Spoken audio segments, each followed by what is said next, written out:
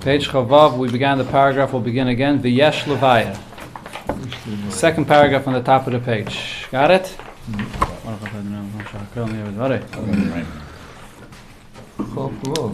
V'yesh levaya radiyuk. So here in this part of the Maamar, the Rebbe is going to speak about the pshat of tzava, meaning zman mugbal, a set time. So as we learned yesterday, the simple pshat of what the Friedrich Rebbe says is tzava, whose man mugbal, refers to the limited days, the set amount of days that every person has in their life.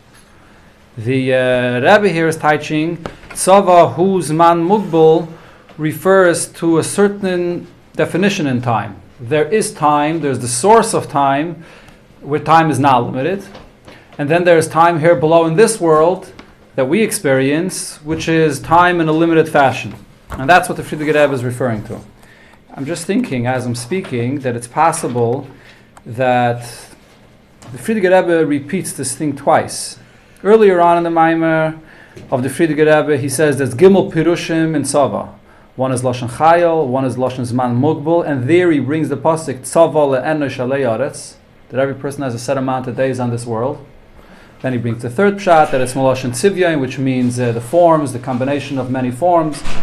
In the end of the Ois, he repeats again that Yidden are referred to as Tzivus Havaya, and they bring the Gili of Havaya, but Tzava who's man mugbal. When he repeats it a second time, he doesn't bring that pasuk of Tzava le'enu shalei aretz. He's talking about the Gili of Havaya, and continuing, when he talks about Gili of Havaya, he says Tzava is man mugbal. So perhaps what the Rebbe is saying is, the second time the Friedrich Rebbe brings the idea of Tzava as man mugbal, continuing in the idea to be mamshach Gili Havaya, here the pshat is not about the set amount of days of the person's life. Here it's talking about the place that you draw the energy of Havaya into. That you bring the energy of Havaya into time, and specifically into time where it's limited, where it has a limitation. Maybe that's the pshat here. Let's continue inside. On top of Chavav. The second paragraph on the top of Chavav. Yesh levaya. Yesh levaya radiyuk tzava uzman mugbal dafke. So we could explain what is the diuk, what is the significance of the fact that tzava means a limited time. Hine inyan azman, the idea of time. We have time here in this physical world, but there's the source of time in the spiritual energy above. Yachaliyah is, so the source of time above can be Gamba Eif Meshaina Mugbal. There, time is not limited the way it is over here in this world. The source of time comes from where? Ha'inyan de Ratzi V'shuv. The fact that the energy of Holocaust constantly is in a manner of Ratzi and Shuv. It's returning to its source, it's running back and it's reconnecting to its source, and it's coming back down and it's settling down here in this world. Explain it more in a moment. Let me just read the next term that the Rebbe introduces here. Ubisharshai, even deeper, even higher than Ratzi and Shuv, who in Yemati v'loy mati, is the expression of Mati v'loy mati, which is mentioned in Zayar, which the simple translation of Mati v'loy mati means Mati, it comes, it's an energy that comes out, that arrives, and v'loy mati, and it has not come out. It remains connected to its source.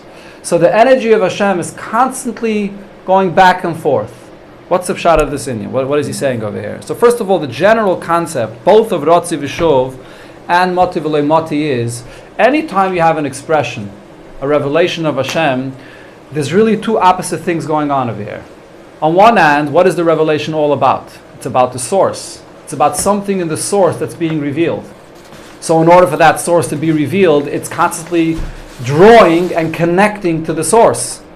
Which means the energy of the revelation is not an independent thing that it assumes its own identity and disconnects from the source. That's not what a revelation is. It's not a metzias b'fnei atzma, to use the term that the Maamar uses in other places. It's about expressing and revealing what's happening in the source. That's on one hand. On the other hand, it is an expression of something. On the other hand, it is expressing outside the source. It is revealing something specific. It's a revelation. So in order for the revelation to exist and to function, it's always in a state of mati v'loy mati, which means on one hand it's connecting and drawing from the source, and it doesn't have its own identity.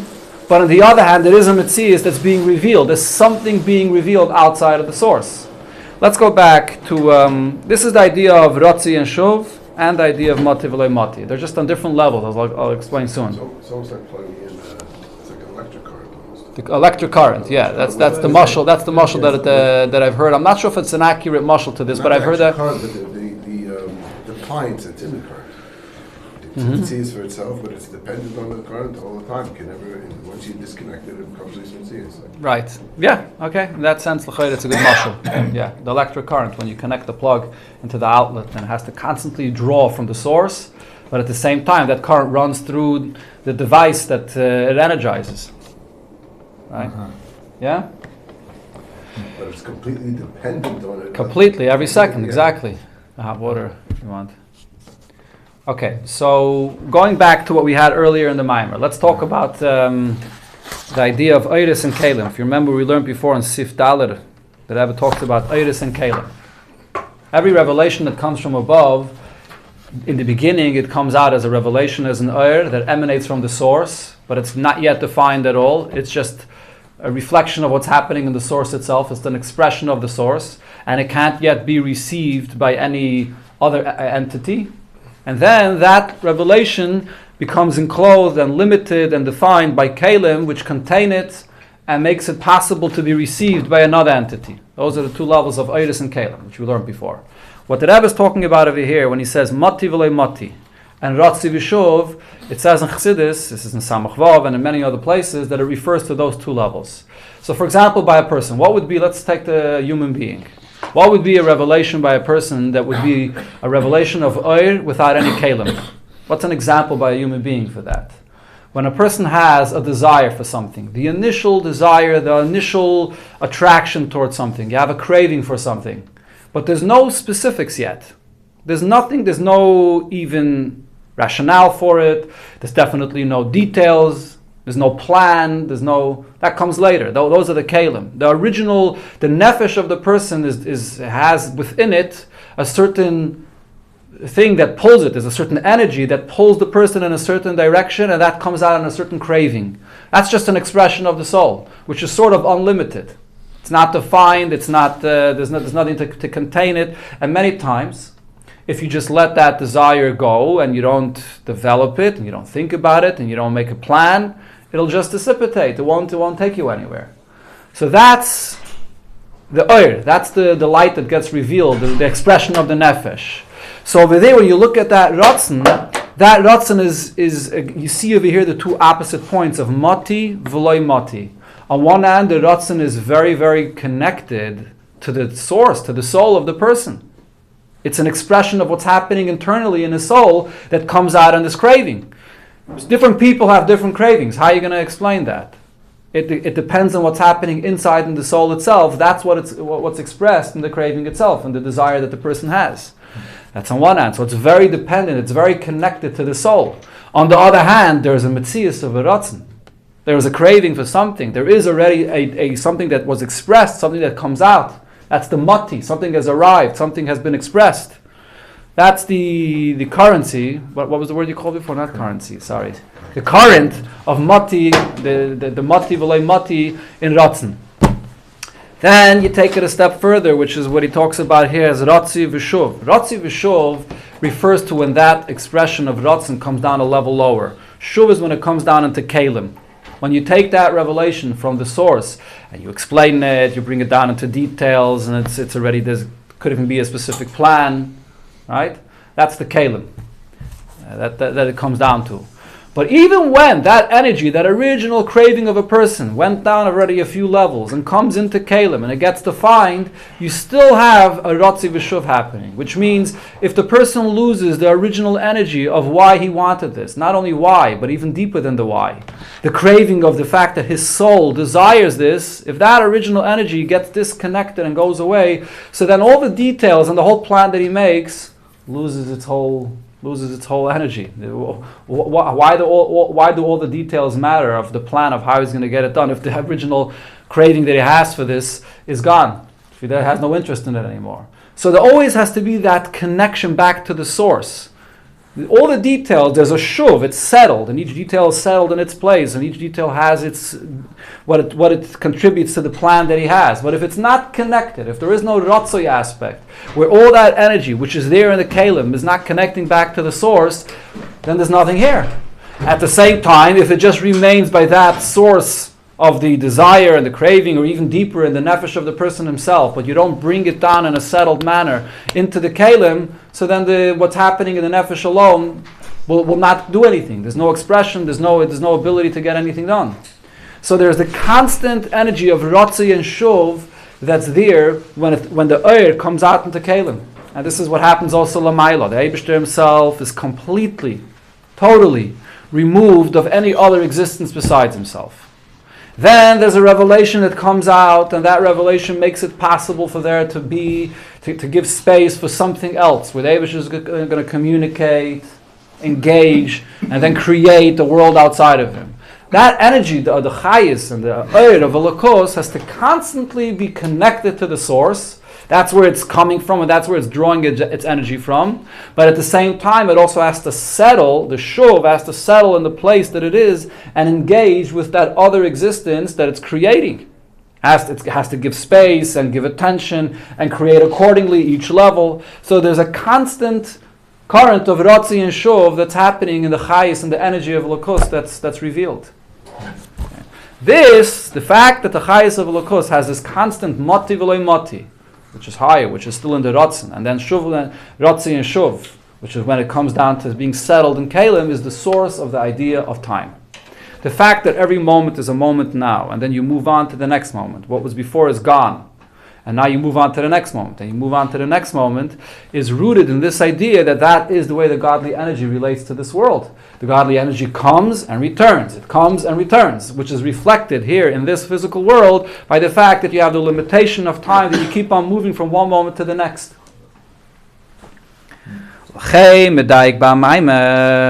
Back inside, got it? Third line. That the meaning over here in this maimer of tzava is, we're talking about a limited time. In the time in this world where it's limited.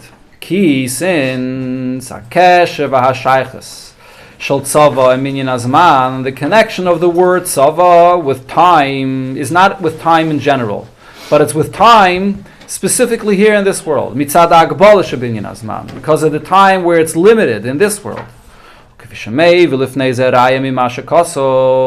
on in the Maimer, he brings the pasuk where we see that we're talking about time in this physical world. A person has a set amount of days here in this world.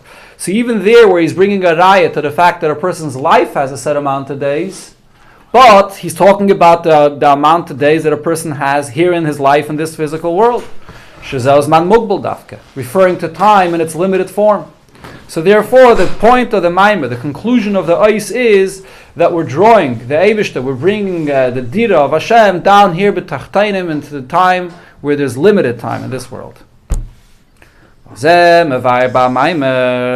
Frierdiker Rebbe explains in his Maimer, Shebizman Mugbal Zem, in this limited time, B'hayamim Yutzaru Shenitin L'chol Echad Ve'echad, in the days that Hashem creates and Hashem grants to every individual, Payalim Shiyeh Lo Yechad. We accomplish that this should be to him Echad, meaning Sheyar V'yizgala B'chinas Havai Echad, to reveal in the limited time of this world the one Hashem, the unity of Hashem in this world. So to explain this better, the Rebbe will now bring a vart, a Torah, from the Rebbe Rashab Nishma Seiden, why the unity of Hashem is specifically revealed in this world even more than the higher worlds above. There's the energy of Hashem and there's the power of Hashem's greatness, as we'll soon see, that's specifically expressed dafke here below in Zman Mugbal in this world more than in any other ruchnistic worlds. Just that there's Zman we can understand, but in the upper world there's no Zman. No actual Zman, correct. What does that mean? There's the source of Zman, there's no Zman above. There's no Zman so every Lamaila. moment is the same like every other moment? You want to be Mitzayer, what it means, a space where there's no time, or an existence where there's no time. Of course we can't. But take, for example, Dvar Seichel. 2 + 2 = 4. The simplest Dvar Seichel. Is that something that functions in a realm of Zman? Is 2 plus 2 equals 4 a fact in this moment, and then it's a new fact the next moment, and it's again a new fact in the third moment? It doesn't relate to the existence of Zman. It's a real fact. Not so you see that there's an existence that doesn't relate to Zman, it doesn't relate to Mokim either. So Asiya, Haruchnis, Yitzire, Bria, Atzilis, higher and higher, all are existence that have nothing to do with Zman and Mokim. As much as we understand that they're not physical, they exist not relating to the reality of Zman and Mokim at all.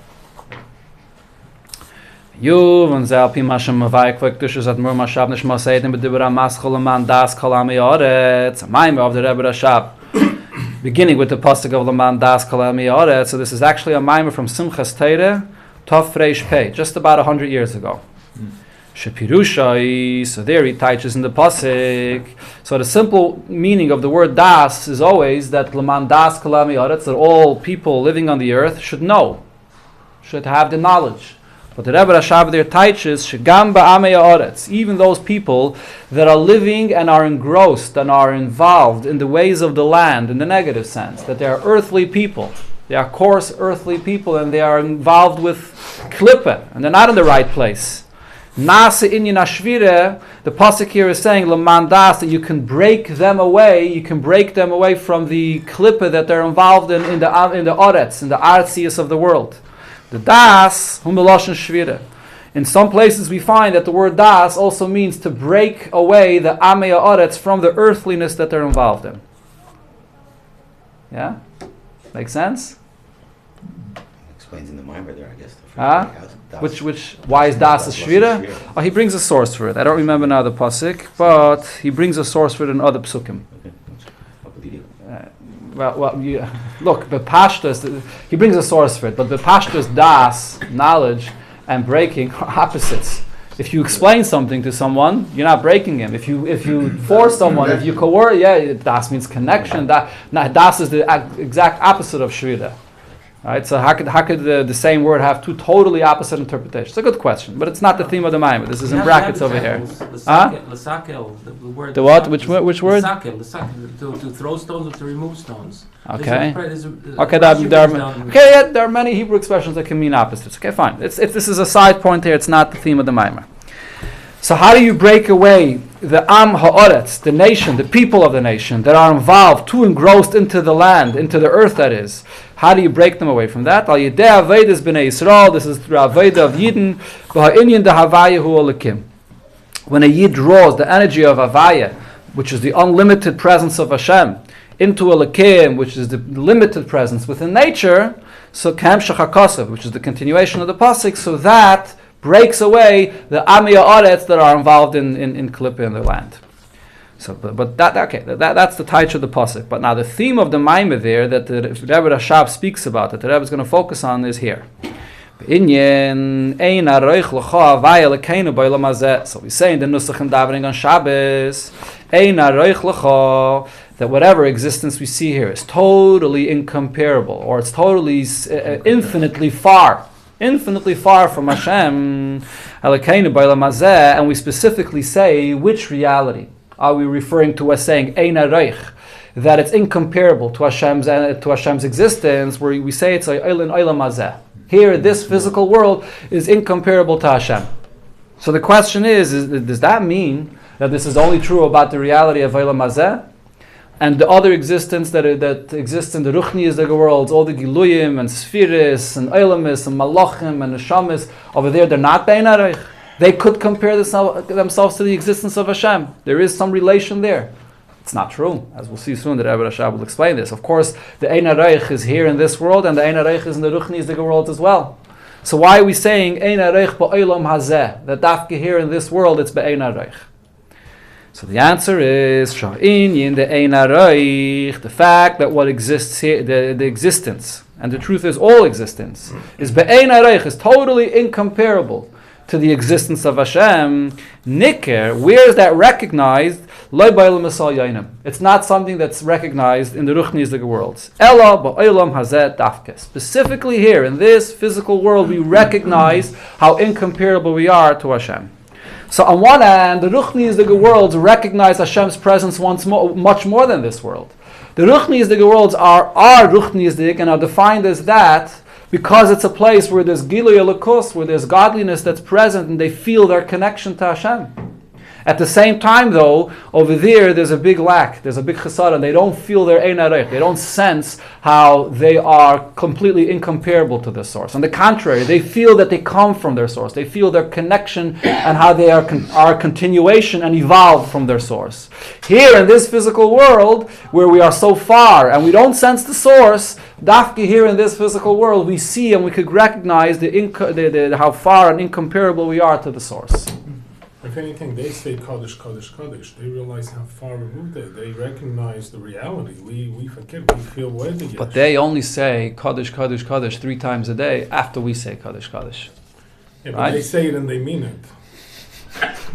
I'm not sure. I mean, to really recognize... You're supposed to try to mean it when you say it here as well. But 1 second, I'm answering you. I hear your question. I'm answering your question. That their Kaddish, Kaddish, Kaddish comes after we say it, and the Rebbe Rashab will explain. Based on what it says there, perhaps we can understand that. Let's see the Hemshech. So now, look, the simple pshat of what he's saying over here, that the Ein HaRoich is dafke here in this world, is very easy to understand. Because dafke Gashmias is so low and so far from the source, and we don't see any connection. So that shows how Be'ein HaRoich it is. That shows how incomparable we are to Hashem. In Ruchnius, they feel a connection, so they don't feel that Ein HaRoich. So the Rebbe Rashab will explain this point on a deeper level. Maybe Maamar Rebbe. Rebbe Rashab brings there the statement of the Rambam, which is in Maamar Nevuchim. So the Rambam there in Maamar Nevuchim explains certain facts about the physical or metaphysical existence of this world. So he says there as follows. The Metzias Balei Shir. If you see a entity or really a creation that are limited beings, which what he's referring to is the limited beings that exist in this physical world. Hainu Gashmiyim. The Gashmi is the existence in this world. Ein Mispalahem. And you will argue and say that a physical matter could evolve and could bring from one thing to another thing, and that it could continue endlessly. You can take one physical matter. If you would argue and say that you can take one physical matter and you could somehow take this matter, and whether through heat or whatever other method, you can change it into another entity, into something else, and it could evolve into many, many different forms and shapes and however the particles of it can change and so on. And you'll argue that this could go ein shir, this could evolve and evolve and evolve to the point that there'll be absolutely no way to trace back the final matter to the original matter of where it came from. Ein shir, like it's incomparable, and it goes endlessly and incomparable to the source. Says the Rambam, Husheka. This is not true. This is impossible. It's a lie. If you have one existence of a yesh, of a matter that exists and is formed as that yesh, it could evolve, it could be developed and evolve from one thing to another, but it will always have a certain point of how far you could evolve it to, because it always will only be whatever was there originally in the first yesh. Whatever that first yesh was in its existence and potentially was able to be formed and shaped into, that's what you will be able to bring and create out of this original yesh. But to take a yesh and develop it in any method to create something other that has no trace back to the original source, that's impossible. Sheker. Electricity. First of all, that's not a yesh, but could be it applies to electricity as well. I'm not a physicist, so therefore I'm not going to try to explain this in the language of physics. I'm for sure not going to try to explain it when I get to electric energy. But the point is very simple. The yesh hagashmi exists in a certain form, and whether the chitzonic form it has, whether the potential form that it has, the particles, the neutrons, and whatever other energies that that make up the mass or the matter that it is, you could only develop it to whatever you want to bring it to be based on what it is in potential lechatchila. You cannot take it and create something out of this original matter that has no comparability, that cannot be traced back to the original existence of what it is. This What is else? Megabe us, but Megabe Kodesh Baruch Hu Tipa becomes a thing. One second. We're talking now about the existence of this world. She'i efshel liyos yesh miyesh ad ein shir. It's impossible to take one yesh and then create out of that entity, that matter, another matter. Ad ein shir, b'oif mishal ein soif. And then if you look at these two matters and you say, no, this matter came from this matter, but there's no relation between them because it evolved so far to the point that you can't trace it back to where it came from. That's impossible. It's a sheker. So now when we look at this physical world, we see the existence of the Gashmis and we know that it was created from Hashem, right? It's created from nothing, from nothingness, from ayin. So how are we going to explain creation? Are we going to explain creation and say, before Sheish Yismei Breishis, before Hashem created the world, there was no physical existence. There was just Hashem, there was just Ruchnius. Now we're going to say the Ruchnius that existed evolved and developed. At kedei kach that it slowly got a form of some sort of very, very fine physical existence, and then it evolved to be a little bit more physical, more and more, until what was originally Ruchniisdik evolved to become a Gashmiisdik existence. Can we say such a thing? Of course not. Because the Gashmiisdik existence cannot be at all traced back to the Ruchniisdik existence. There's no connection between physical and Ruchni. Those are the two furthest things that can't be traced back to each other. If you take a piece of wood and you want to then create out of a piece of wood a piece of metal, which the matter of metal is completely different than the matter of wood, and there's no trace between them. That's even within the yesh, within the mitzias of a yesh. There are two physical existences, but you can't trace them back to each other. So you're never going to be able to take a piece of wood and turn it into a piece of metal. How much more so the distance that there is between the Ruchniisdik existence and the Gashmiisdik existence. There's no way you could say that the process of creation is evolution. That what existed by Ruchnius, I'm not referring to the evolution that's spoken about in science, I'm just using that expression. There's no way you can say that the Ruchniisdik existence slowly took on another form, until eventually it turned into Gashmias, and you can always trace back the Gashmias to the Ruchniisdik form that it has. It's impossible. Therefore, the Rambam says, actually, this is already the Rebbe Rashab speaking, I believe. So therefore, we must say that the physical existence, it comes from a place which is ayin, meaning v'hainu shehes havas hayeshu b'derech ein hareich. The creation of the physical existence happens not as a evolution, but it happens where the Eibishter has a power to create from a source in an incomparable way, bringing about the existence of the yesh from nothing, not by a process of it evolving into a yesh, but it's yesh me'ayin. It's two things that are created that you cannot connect and trace back one to the other. That's the chiddush of the way Hashem creates this world. That has to come from Etzem. The koyach of that is from the essence of Hashem, as it says. Yes, correct. Right. So, for example, let's use. Okay, it's 7:45. Okay, so we'll continue this thing tomorrow. Right smack in the middle. Yeah.